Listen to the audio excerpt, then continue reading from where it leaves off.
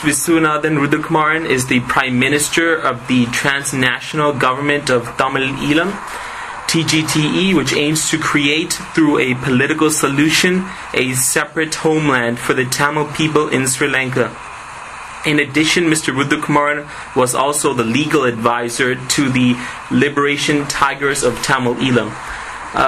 Why does a separatist solution in the eyes of the Tgte still remain the most viable solution for the Tamil people? First of all, the Tamils constitutes a nation.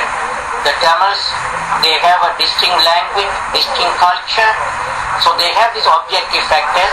In addition, they also have a relationship to a definable historic homeland, and based on that, our position is Tamils do not constitute a minority but a nation. Therefore, they are entitled to the right to self-determination. And right to self-determination can be exercised in various forms. If you look at the General Assembly Resolution 2625, which is considered as a constitutional law, it says that the right to self-determination can be exercised through in the form of federation or associative structure, and also including in the form of an establishment of an independent state. And our position is that there are for two reasons. One is under the existing political environment, the Tamils can exercise their right to self-determination only in an independent and sovereign state of Tamil Eelam. The second reason, because of as the Canadian Supreme Court said in the Quebec decision, when a nation is oppressed, when a nation is subjugated, when a nation is subject to genocide, then as a self-defense measure, they can exercise their right to self-determination in the form of a separate state.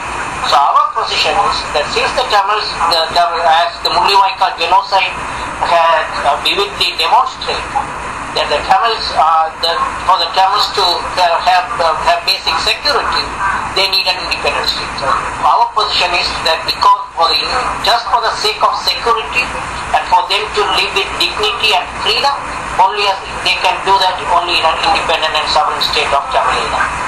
Because in the present political environment in the island of Sri Lanka, there is no room for them to exercise their right to self-determination. The Tgte has been in existence for 6 years, and in these 6 years, what has the Tgte accomplished so far? Well, we have kept the Tamil aspirations alive, and we have also brought the Tamil call for independent state in the international arena today, because, for example, 40 years ago, the Vatukota resolution was passed in Pannagar, in the island of Sri Lanka, and the 40th anniversary we celebrated just across the UN. That itself shows how the Tamil issue has become an international issue,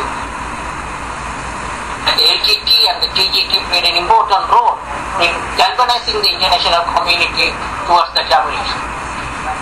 In January of 2016, Ranil Wickremesinghe asserted that those who disappeared in the final stages of the war are most probably dead and are not being held in detention centers. What is your response to the statement made by the Prime Minister of Sri Lanka? Now, last week, when it came to discussing the disappeared, the people who cannot be found, you said, well, they're dead. It's taken 6 years for anybody to come forward and say, there's nobody missing, they're dead.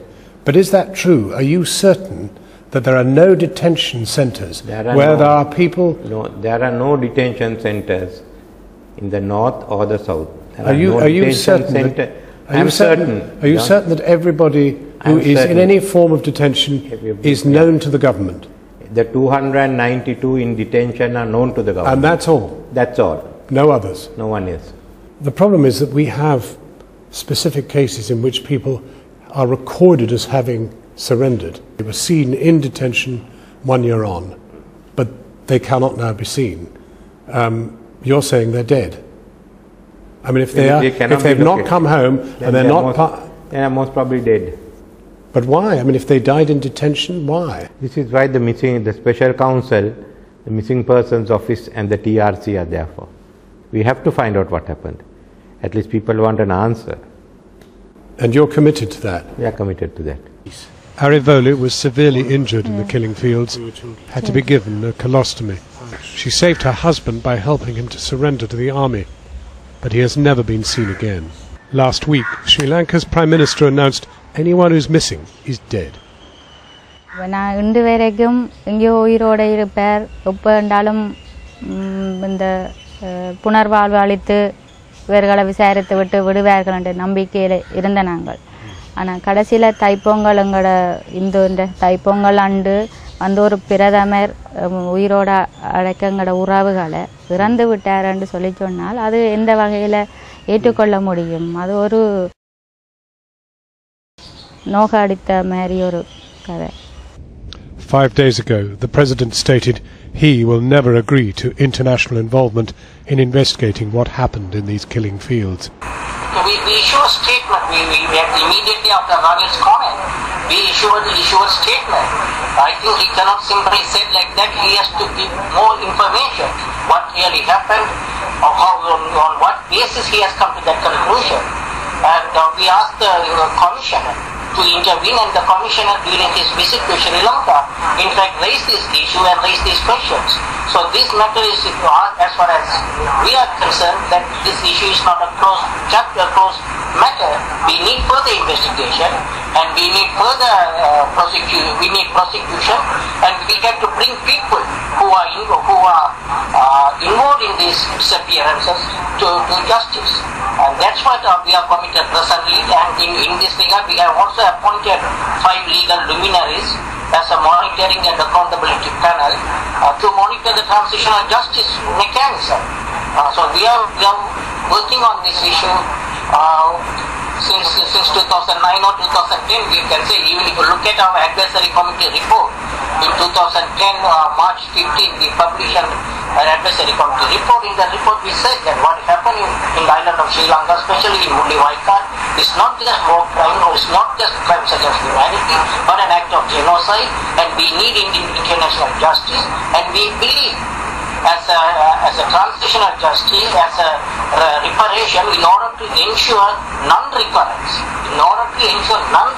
of another Mulliwaikal, that only an independent, that the international community should support the terms called for an independent and sovereign state of Sri Lanka, sovereign state of Tamil Nadu. You had mentioned the Sri Lankan Monitoring and Accountability Panel, which the Tgte has established. How does the Tgte plan to utilize the Monitoring and Accountability Panel in bringing transparency to the human rights violations committed during the ethnic conflict? Yeah, sure. These 5 individuals, they have international credentials. So we believe that the mandate for this panel is to monitor the design and mechanism of transnational justice in the island of Sri Lanka, and they have to ensure that whatever mechanism Sri Lankan government proposed is in compliance with the Human Rights Council resolution. And also, if you look at the resolution itself, it's in certain instances it's not clear. Because, for example, the resolution says that transitional justice should be done with the participation of foreign judges and foreign prosecutors and foreign investigators. So the question remains, what's meant by participation? Sri Lankan government is taking a position they can simply come as an observer. But our position that this resolution should be interpreted in the background of the Human Rights Commissioner's report. And in the Commissioner's report, he has clearly and explicitly stated there should be a hybrid mechanism, and the hybrid mechanism consists of international justice in judicial capacity, not as mere observers. So we want this panel to interpret the resolution in accordance with the Commissioner's report and get international support, and also to bring to the international community the duplicious activities or any sham or any short trials that the Sri Lankan government decides to perform. Then we want this panel to bring that to the attention of the international community, especially to the UN. So they have already issued a couple of statements, especially on this issue, the Ranil Wickramasinghe's comment. They issued a statement, they called the attention of the Human Rights Commissioner, and they will be issuing another statement during the upcoming the June session, the HRC, because during the June session, the Sri Lankan government is required to provide an oral testimony, oral report of what actions they have taken so far. So during that time, this panel will also submit a report to the members of the HRC, what has so far happened and what has not happened.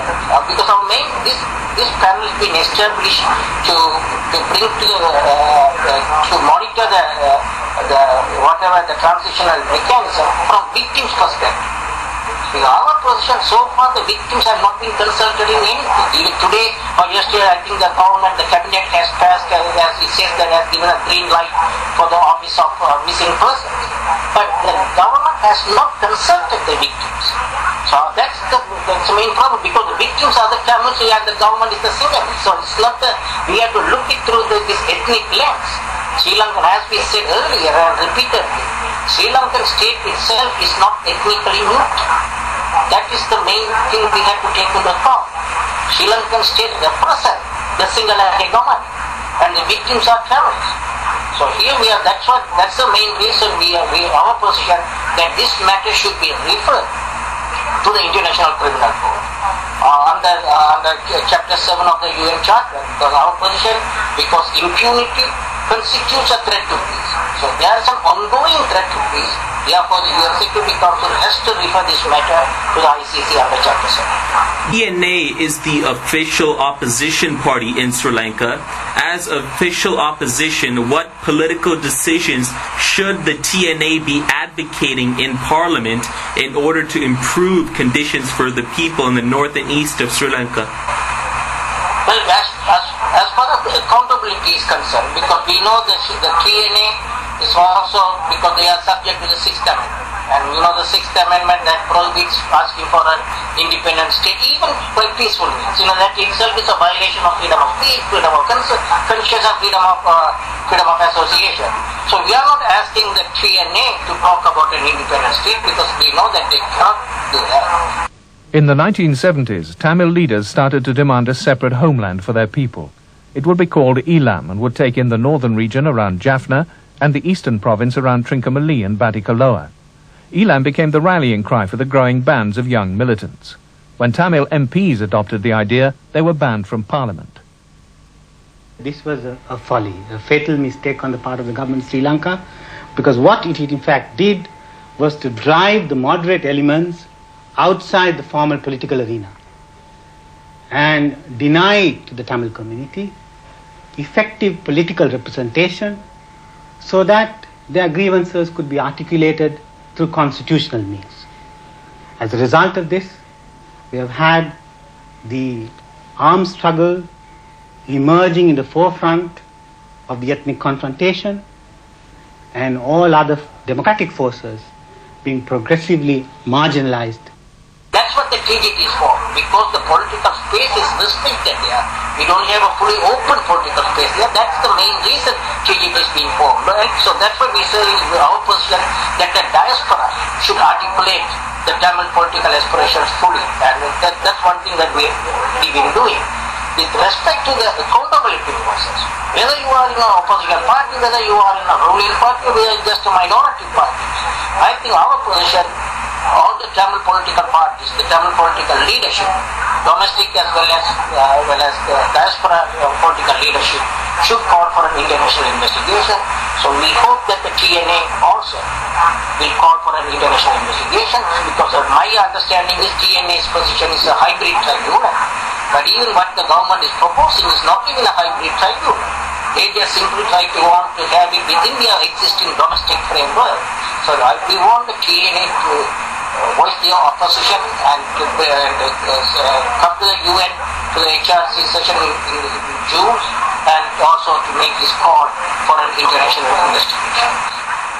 Does the TNA agree with the Tgte's proposal for a UN referendum, or would that also be a violation of the 6th Amendment? Well, the TNA has not commented on it. And more importantly, there is no longer a demand for a separate state. The demand for a separate state was given up even before the war came to an end. The Tamil people have had successive elections, parliamentary, provincial and local authority elections after 1977 clearly confirmed and democratically endorsed that definite policy. And it is in this background that there is no longer a demand for a separate state, and it is also in this background that we are seeking to resolve the national issue within the framework of a united and undivided and indivisible Sri Lanka. It is within this framework that we are looking at a new constitution that will also resolve the national question. But the referendum from our point of view is a human rights issue. We are asking, let the people decide their political future. There's nothing unusual. If you look at any ethnic conflict around the world, take Bougainville, take Kosovo, take Montenegro, take Northern Ireland, take South Sudan, all these ethnic conflicts have been resolved through referendum. So our position is referendum is a human rights issue. So we say, let the people decide. So far, TNA has not said anything officially about it, but I don't think anybody can oppose our call for a referendum. So that's what we are going to say. We have inaugurated in our political action program called Just a Referendum campaign, and we intend to take this campaign domestically as well as internationally. There were people who belonged to the Eastern Tamil fraternity. Then there were Muslims who were Tamil speaking, the upcountry Tamils who had an Indian origin. So he brought together all these different formations under one umbrella. Civil disobedience campaigns, I think, went on for a long time, 50s, 60s. Well, I believe that it was one of the best ways of getting the Tamil people's rights, rather than using violence. But it didn't work much, because each government tried to do something about it, and at that time the Federal Party was without any doubt the chief interlocutor on the Tamil people's side, a democratic interlocutor, and they would come to some agreement, and then the other party in opposition, as we know, we have a bi-party system, other party would oppose it just for very narrow political gains. Children Act Pact had been implemented. There could be no question about it, that this country would never have come to this stage. And not only those facts, but the overall non-implementation by all successive governments of anything worthwhile to resolve the ethnic question, a political settlement, is because, firstly, the Sinhala leaders always use this as a leverage point to get votes in a very ugly fashion. Secondly, there were very few Sinhala leaders who had the courage to stand up and say to the extremists, you know, you are only a minority. I am convinced that the majority of the Sinhala people don't think like this, and tell them that there is. It has been 40 years since the Vadakode resolution was adopted. The resolution called for an independent state for the Tamil people. Tamil groups subsequently took up arms in order to achieve an independent state. Considering the amount of devastation and chaos the Civil War brought to the Tamil people, in retrospect, do you still believe the Tamils should have taken up arms, or should we have continued engaging in peaceful civil disobedience? No, the armed struggle was not just spontaneous. The Tamils, starting from 1948, the Tamils were engaged in peaceful protest. Right. After 1973. So my position is that the problem is because there is no domestic as well as international forum to resolve the national conflicts in a peaceful manner, that led to the arms struggle. Right. Moreover, the Tamils arms struggle was a self-defense measure. Both the Tamils arms struggle was a self-help measure. Tamils arms struggle was a measure to realize their right to self-determination, which has been recognized by the UN General Assembly resolution. General Assembly resolutions clearly state that in order to realize your right to self-determination, the armed struggle is also a permissible mean, and in fact it asks other countries to support.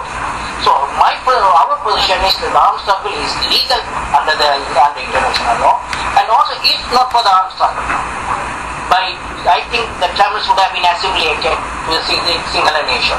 Then what the government is trying to do, they have done it long time ago.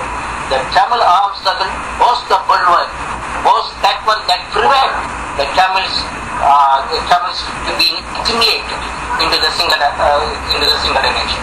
So if not for the armed struggle, today I don't think there would be a Tamil nation in the island of Sri Lanka. Eradicating the Ltte, I am 100% in the government. There is no second word about it.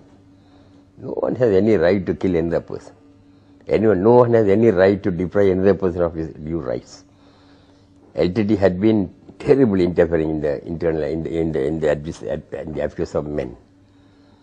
They have encroached in their human rights. They have deprived them of their fundamental rights. So the people are happy that we have won. The war is won. But are the people happy? Now if you go around and see the refugees who are in the refugee camps, you think they are happy? I don't think. Because they feel that they are now again in another concentration camp. What people want is freedom to move, freedom to talk, freedom to criticize, freedom to enjoy. So today we are all happy that the war is won and the A9 road is open. But we are still not free to breathe the freedom of the air of independence. The Indian model would be the best, you see, because that is a model, if adapted, all the shouting in Tamil Nadu will stop automatically. We can't just forget ignore the fact that there are 60 million people in Tamil Nadu raising some cry. Maybe their cry is unreasonable, but yet the moment the government says here is a solution, we are adapting almost the Indian model without calling it federal or unitary. That will satisfy people like me who are worried about unitary. That will satisfy the people who don't want a federal solution because they say that will lead to separation. Then the Tamil Nadu people can't say, no, give them more than what we are enjoying. That will solve a lot of problems. Is it realistic to sever the island of Sri Lanka, considering the implications it would have to a fragile federation like India? Do you really think India would ever let Sri Lanka be divided?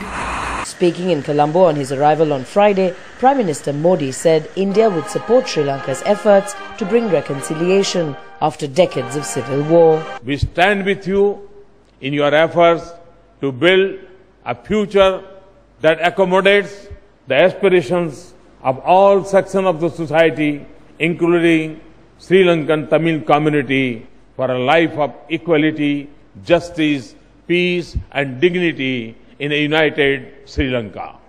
The Indian Premier used his position to urge the new government and the Tamil people to work towards speedy reconciliation.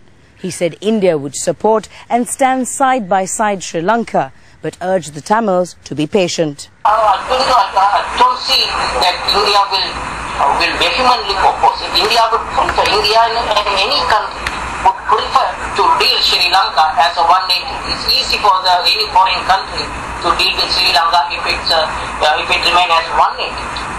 But I think what's happening geopolitically, and what happened to the Tamils and what's happening in Tamil Nadu, I think eventually our position is that India will change its position. In fact, I think having a two state, having an independent Tamil state will also help to further the India's security interest. So when the Indian policy makers look it through from that perspective, I really believe that India will support an establishment of an independent state. But in the perspective of India, it has always been their interest to preserve federalism among different states from Tamil Nadu to Punjab. So if the Tamils in North and East gain independence, it will create a domino effect, and then Punjab will start to separate Tamil Nadu. You cannot compare the situation of what's happening in Sri Lanka with the situation in the Punjab or Assam or other states. India never bombed Punjab. India never killed 100,000 Punjabi people. What happens in Sri Lanka is an act of genocide. That you cannot simply equate that with the situation in India. In India, the states want more power, they want more power sharing or decentralization. That is entirely different from what's happening in Sri Lanka. So I don't think that analogy is acceptable. If not, we take for example the creation of the establishment of Bangladesh. It did not have any domino effects in India. It should have had domino effect in West Bengal. It did. Or in Assam, it did. So I don't think now anyone can say that if Sri Lanka is divided and if an independent state is established, then there can be domino effects in India. As a legal advisor for the LTTE, you took specific steps to challenge the United States designation of the LTTE as a terrorist organization. Can you talk about what were the specific steps that you took to challenge the U.S. designation of the LTTE? Sure, yeah. I think that the law says that if any non-state, the designation is applied to non-state entities who are engaged in the act of terrorism. So which is prejudicial to the U.S. national interest. So we took three arguments. Our argument was three. Our first argument was the Tgte is not a non-state entity, it's a de facto government of a de facto state. Our second argument is Tgte was not engaged in terrorist activity, but it was involved in the national liberation struggle, and we raised all these, which I talked about earlier, that under the concept of international legal concept of self-defense, self-help and self-determination, Tgte's armed struggle is legal. And we also raised the other argument that Tgte's activities are not a threat or prejudicial to the US national interest.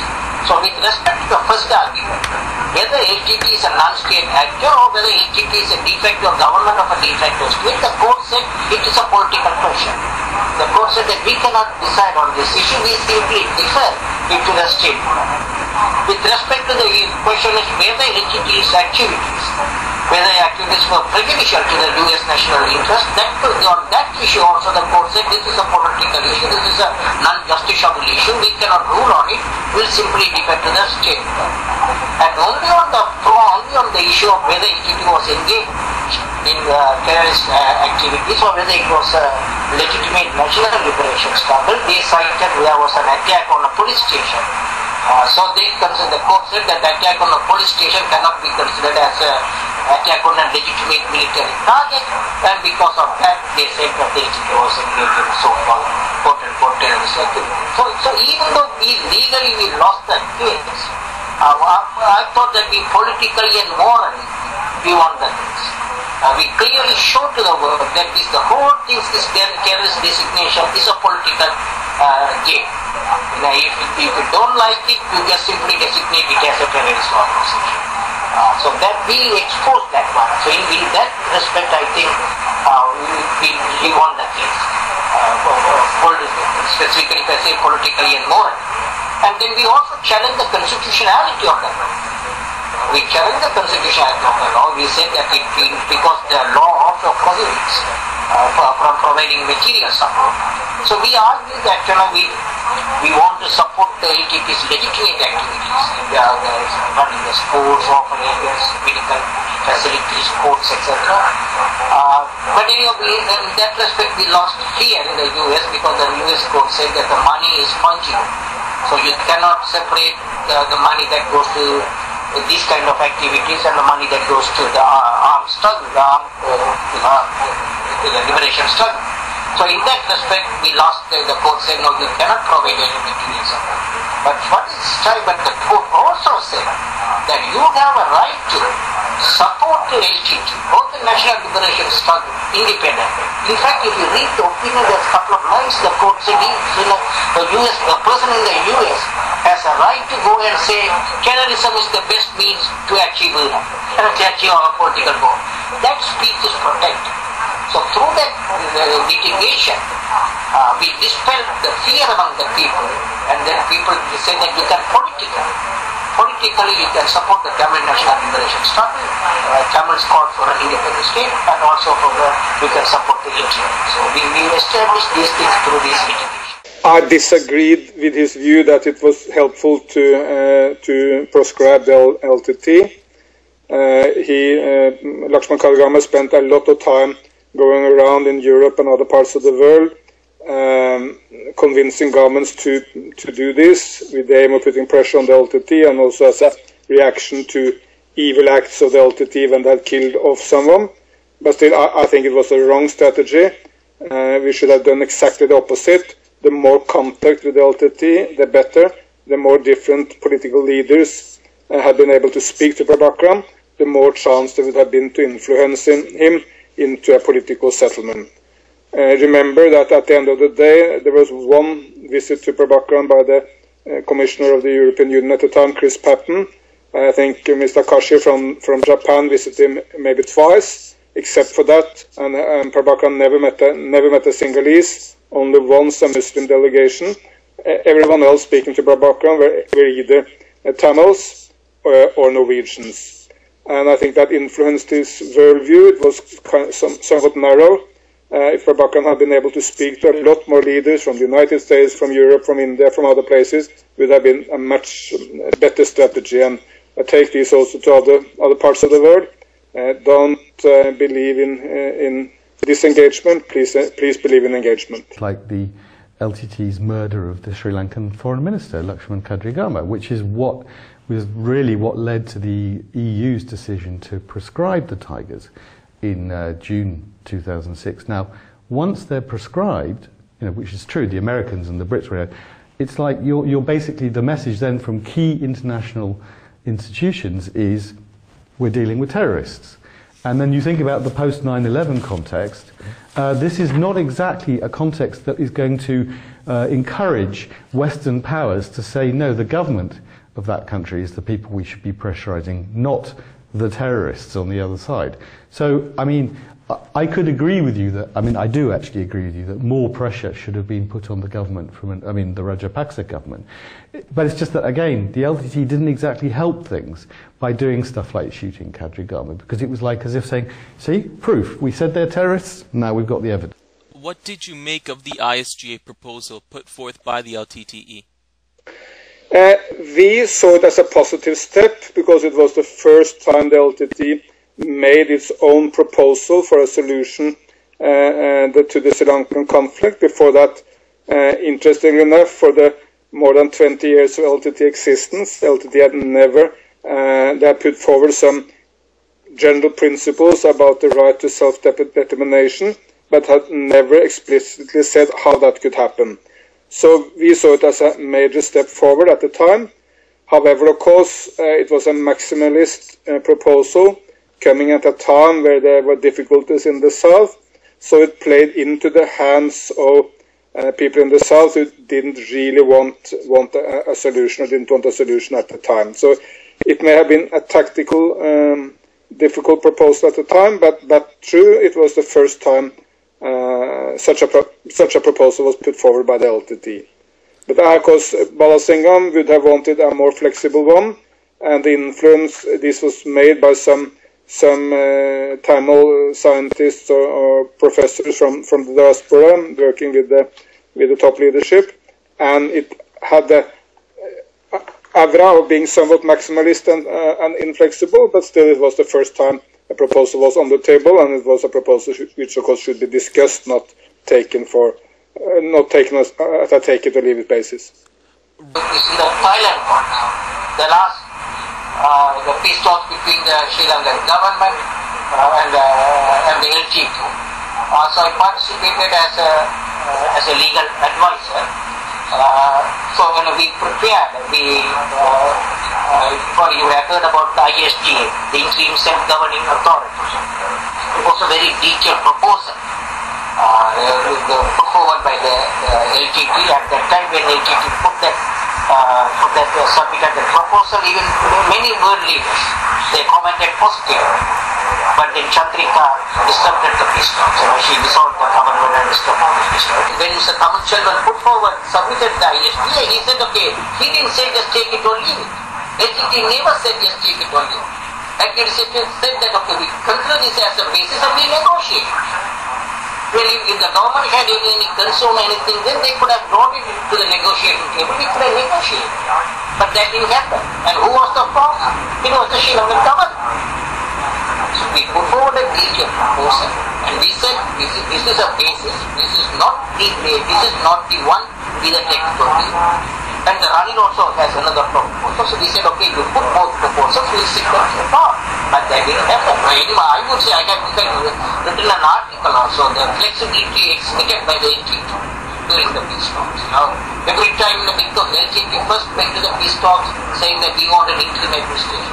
When Ranil came to the table and said, no, I'm sorry, I don't have power, Chandrika has all the power, I cannot do anything, Ltte also take the space. So Ltte exhibited a lot of flexibility, and we put forward this proposal.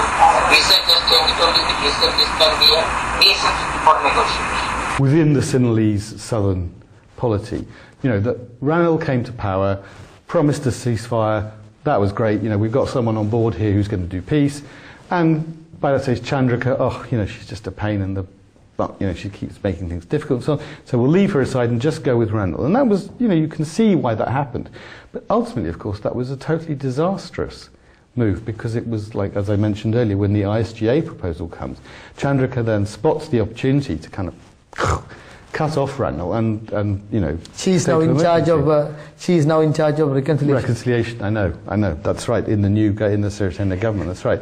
But the history of Sri Lankan politics since independence of these two, well, not long after, but UNP, SLFP, this at their throats. If you say yes, I say no. If you say black, I say white. So never agree. Always have to fight because it's about one of us being in power. We know from around the world that peace processes have to have bipartisan support. In Northern Ireland, you would never have been able to have a peace process if you hadn't managed to get some form of agreement between the two parties. And also in Britain, agreement between the Conservative and Labour parties to support, the policy on Northern Ireland. So the failure to get that in Sri Lanka, I think, was fundamental. And it's a lesson that, in a sense, if we cut to today, well, what kind of government do we have today? Well, at some level, you could argue it's a bipartisan. There's elements of the SLFP, and there's Ranil Wickremesinghe, there's UNP. That's the basis on which you can move things forward. If you don't get that, very, very tough. And so I think the Norwegians really take that on board. In the Thimphu talks, the Tamil delegation, consisting of representatives from the EPRLF, EROS, Ltte, Plot, TILO, and TULF, outlined the Thimphu principles as a meaningful solution to the Tamil national question. Such a proposition was put forth together in unison by all the Tamil factions. It then begs the question, do you believe Prabhakaran weakened the ability for Tamils to achieve self-determination when he later killed off political leaders of Tamil factions such as Appapillai Amirthalingam and Tamil leaders like Neelan Tiruchelvam when Prabhakaran could have easily negotiated with them? No, my simple answer is this alleged killings of first of all it has not been proved that it was the Ltte did it, but argued the alleged killings of the killings of Mr. Amirthalingam or Neelan Tiruchelvam in my view have nothing to do. These killings has nothing to do with the Thimphu principles, and it has not weakened the Thimphu principles in any way. Actually, Don't get me wrong, this is the first time I am hearing the kind of a comment that these killings might have weakened the Tamil position. I don't think that was not the case. In fact, the talk itself, the Thailand talk itself is a manifestation of that. Because Tgte participated in the talk with power, and they were able to determine the course of events or influence the course of the negotiations. I don't think those killings, those killings weakened the Tamil position. The Tamil's position was self-determination. It has nothing to do with it. It cannot be weakened by isolated incidents. The Tamil's call for an independence is a historical process. It's a historical process. So any isolated incident did not have and will not have any impact on that process. Mr. Rudrakumaran asserts that the killings of Tamil political leaders in no way harmed the Tamils' goal for self-determination. Let's take the case of the LTT's killing of Neelan Thiruchelvam. Neelan Thiruchelvam was a Harvard professor and internationally renowned constitutional lawyer. In fact, it was Neelan Thiruchelvam who in the late 1980s enabled a young, aspiring law student named Visuvanathan Rudrakumaran to obtain a place at Harvard Law School.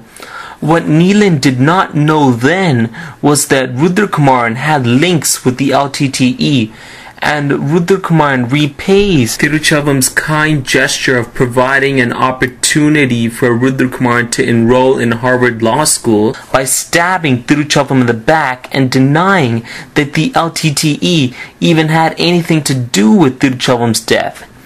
Neelan Thiruchelvam was also part of Chandrika's government and drafted the Devolution package alongside G.L. Paris. The Devolution package proposed that the Republic of Sri Lanka shall be united and sovereign. It shall be a union of regions. Each of the existing provinces was expected to become a region of the Republic with a separate regional council and a governor exercising power over law and order, justice, education, public service, finances, and the regulation of cultural activity. Each region was also to have its own regional police service, high court, education and higher education. The boundaries of the northeastern provinces were to be redrawn and a single northeast province was to be created. But there were several reasons why the devolution package was never implemented. Number one, there was massive opposition to the devolution package on the part of Sinhala nationalists who saw it as a capitulation to the Tamil separatists and a grave threat to the unity and sovereignty of Sri Lanka. Number two, the Ltte, even though the package had not been formally submitted to them, condemned the devolution package and denounced Thiruchelvam as a traitor. Number three, the Muslims, as always, resented being lumped into the category of Tamil-speaking people and feared having to live in a Tamil-dominated northeastern province under the devolution package. Had the Ltte not killed the only Tamil constitutional lawyer and politician who was in the inner circles of Chandrika's government, Neelan could have certainly contributed to the peace talks between the Sri Lankan government and the Ltte. For example, Anton Balasingham made a startling revelation on March 11, 2003 when he spoke at the ceremonial opening of an Ltte bank at Kilinochchi. The speech was reported in full in the Jaffna-based Udayan of March 13, 2003. Balasingham stated, I quote, Neelan Thiruchelvam presented in 1995 a draft amending the Constitution. That was a correct draft. That was acceptable. But later in 2000, Chandrika submitted an amended version based on that draft. This one was only a half-baked version of the earlier draft by Neelan Thiruchelvam. After vilifying Neelan as a traitor and the August 3, 1995 devolution package as an act of treachery for years, the Ltte was now acknowledging the merits of Neelan's draft. After condemning the GL Neelan package, Balasingham was now praising it. The wheel had turned full cycle. In addition, when the LTT had proposed the ISGA, once again, Neelan was a constitutional lawyer, and had Neelan been alive in 2003, he would have been in Chandrika's inner circle and would most definitely have persisted to Chandrika that the government should take the ISGA as a basis of negotiation. Since Neelan Tiruchavam believed in engaging in peaceful dialogue, he would have strongly praised the LTTE for proposing an ISGA and would most definitely have insisted that Chandrika negotiate with the LTTE's ISGA proposal. This, once again, is a strong example of how Prabhakarans need to kill off any individual who expressed even the slightest dissent from a separate state, would end up eventually harming the Tamils' ability for self-determination. While you were the legal advisor of the LTTE, did you ever disagree with Prabhakarans' decisions? No. For example... I argued in the court what of the Tgte position. Not only myself, you take Professor Boyle, Professor Swarnaraja, there are other legal luminaries. They also argue, they take these positions as illegal under the international law. I can argue that, I can file a brief again if I want. So, for example, do you support, in 2005, the LTT boycotted the elections in predominantly Tamil areas, and this ultimately led to Mahinda Rajapaksa being elected into office. Do you then accept that the LTT are also to blame for the fate of the Tamil people in the final stages of the war? I think the LTT said, I put it this way, boycotting an election is also a form of democracy. Okay. That is also, you just don't want to participate in the election because you say that the elections are held by the single government, and if you don't accept the sovereignty of the government, then you can boycott. So that is another form of democracy. But it had a backlash. Mahinda Rajapaksa was elected, and that led to him, killing off all these thousands of Tamils. So then... We cannot simply, this I always say, the genocide of all this Tamil, the subjugation of Tamils happened not only under Mahinda Rajapaksa. Again, it happened under Chandrika, it happened under J.R. Jayawardena, it happened under Premadas. So that's what I always say, that we cannot simply say that, okay, Mahinda didn't do it. Mahinda was the latest manifestation of a single operation, single hegemon. So we cannot simply narrow it and say, oh, just if not for Mahinda, everything would have been great. That's not the case. That's not the case. Even under Chandrika, the school children were killed. That's true, but under Chandrika, 40,000 people didn't die in a narrow strip of land. You know what would have happened during the final stage? Even Chandrika were in power. So I don't think that we can simply say, because what happened, there are a lot of other factors, a lot of international factors got into the picture, and there's a lot of things happened. But do you accept it was a mistake, though, because... No, I couldn't say it's a mistake. No, people want to exercise their right. One form of right, exercise of the right, is just simply you don't want to participate in the election. That is a form of democracy. That's what I look at. Mahinda, when he comes into power, sees pretty quickly that actually the best way to stay in power is to go for the nationalist vote and to push the kind of war solution. Before his election, as I was telling you earlier, it appears that he was perfectly open to kind of apparently peaceful solutions, but he saw that politically he would gain most by that. Can I tell you also, by the way, just as we're on that subject of Rajapaksa's election, something that I cover in detail in the book, and which I think it's a disgrace, or it's amazing that it isn't discussed more widely, which is this question of the election boycott in autumn 2000, the presidential election, when, as we know, the Tamils in the north and east boycotted the election, almost totally, and basically that margin of vote is what secured victory for Mahinda Rajapaksa over Ranil Wickremesinghe. Now, there are allegations that surfaced from very early on that this was the result of a secret agreement between the LTT leadership and Mahinda for the boycott, and it was a backroom deal, and it had money involved, like how much do you want for boycotting the election? a figure was named and that figure was paid, $20 million or thereabouts. Norwegians are aware of this? Absolutely, everybody's aware of it. It's been in the Sri Lankan media on and off ever since. But it's never, and Ranil Wickremesinghe even referred to it in Parliament quite recently, these allegations. But somehow it's never gone to court, it's never come out. No substance yet, nobody has. But why, I mean, beyond just making the details clear public, why I'm pushing the issue is because I think it's fundamental. I mean, if it is in fact the case that Mahinda, the man who destroyed the LTT, came into power on the backs of a deal with the leader of the LTT or his proxies.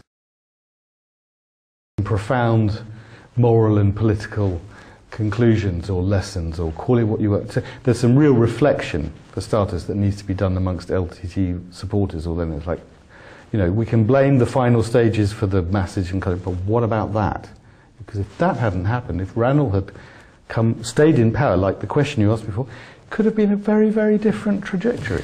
If a resolution for an independent international investigation is adopted, then I do think that it will be obligatory on everyone's part to extend their cooperation. But if they do not extend their cooperation, it can only mean that they don't want the truth to be discovered. And I think to enable the truth to be discovered, everybody will have to cooperate, and I think everybody will cooperate. Well, the truth could also mean very shedding bad light on the Tamils, because the investigation would also investigate not just the government, the actions of the government, but also those of the Tamils, and this could lead to prosecution of members of the Tamil community. Are you willing to accept that responsibility?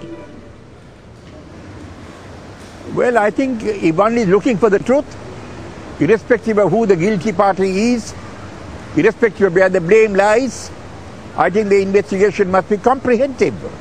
And we want a comprehensive investigation because we want the truth to be discovered. And it's only on the basis of the truth being discovered that there can be genuine reconciliation amongst the different peoples in the country. That is our position. As a transnational government, if the Tgte are truly fighting for the justice of all Sri Lankan Tamils, the Tgte should speak out against every instance where Tamils were victims of injustice.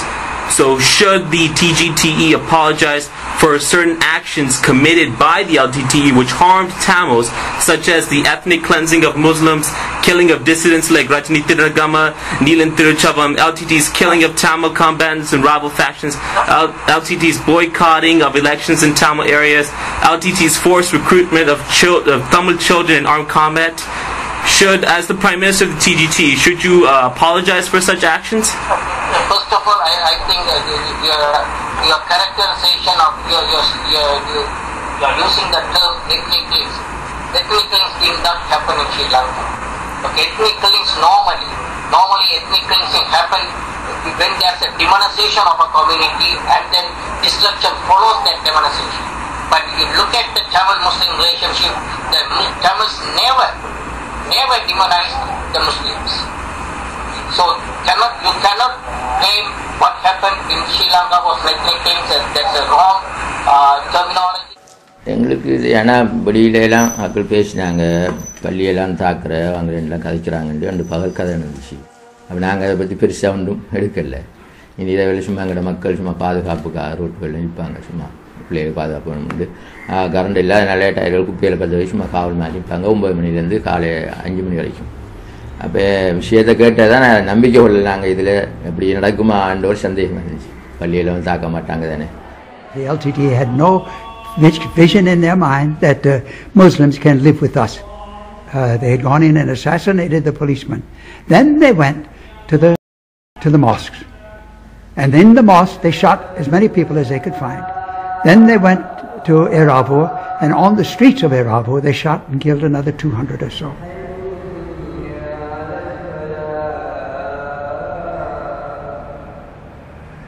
எனக்கு வந்து சுயாரிவு இல்லாத அளவுக்கு போயிட்டு முதல்ல இப்போ 3 தரம் கொஞ்சம் விடுவாங்க, ஒரு வினாடிக்குள்ளே விட்டுச்சுடுவாங்க 3 தடவை அப்படி நடந்துச்சு.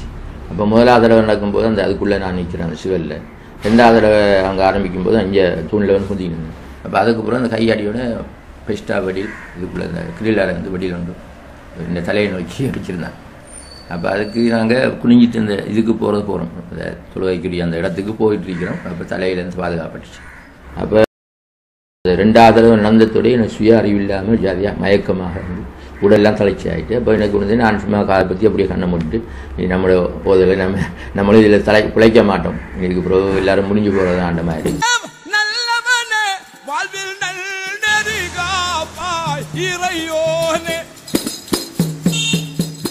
This was the LTT in Barraclough. It was not the Tamils of Barraclough. And so the people of Barraclough did not side with them in that at all. So this was sort of a fall-off point. The LTT has angered the Muslims against the Tamils. It's not appropriate under what happened if you look at through the... Well, the LTT had chased out Muslims from their homes, demolished Muslim mosques. No, the things what happened, the Muslims were asked to leave. Okay, because that was during the war, that decision was taken. Because whether that's a good decision or bad decision, that's a different question. But I wouldn't know, no one shouldn't characterize that as ethnic cleanse. That's not similar what happened in Bosnia when the Serbs, the Albanians. You cannot compare those things. So that terminology, that characterization is absolutely has no basis, no foundation in international law. So anyway, what we have to do is now, I think, all Tamils, especially the second generation, we have to all work together. We have to take our course. We have to call for, we have to rally around what happened in Mundiwaikal. What happened in Mundiwaikal is genocide, and we need justice. But do you apologize? But do you apologize for actions where Tamils were victims of injustice by the actions of the LTT? Do you apologize in that instance? No, that has not been proved. That has not been proved.